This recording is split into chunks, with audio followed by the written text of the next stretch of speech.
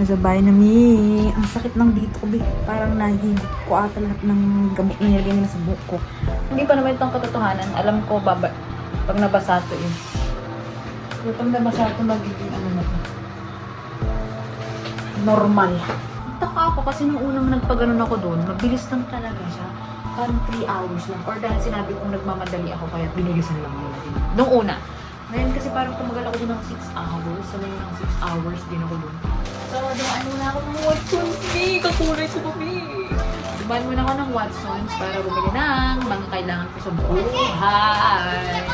Kaya hindi ko sila kailangan binili ko kasi hindi ko alam kung kailangan ko magbabalik ulit. So, mag-save na lang tayo ng money. So, ilang araw na lang tayo magtitipid. Phone. Huwag kong mamatay na yung phone ko eh. Wait. Itong outfit ko. Paayos na hair. So, let's try that. Lipstick!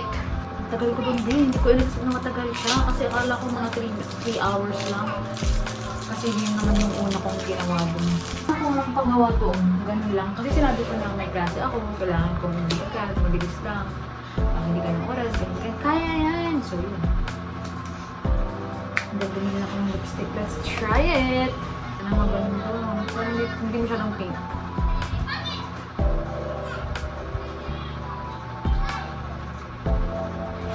Oh my gosh. Ang pink niya, Bi. Ayoko to, Bi.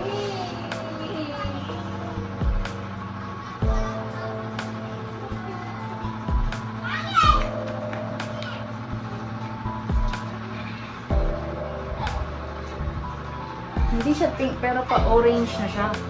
At hindi ito yung gusto ko. Sayang, B!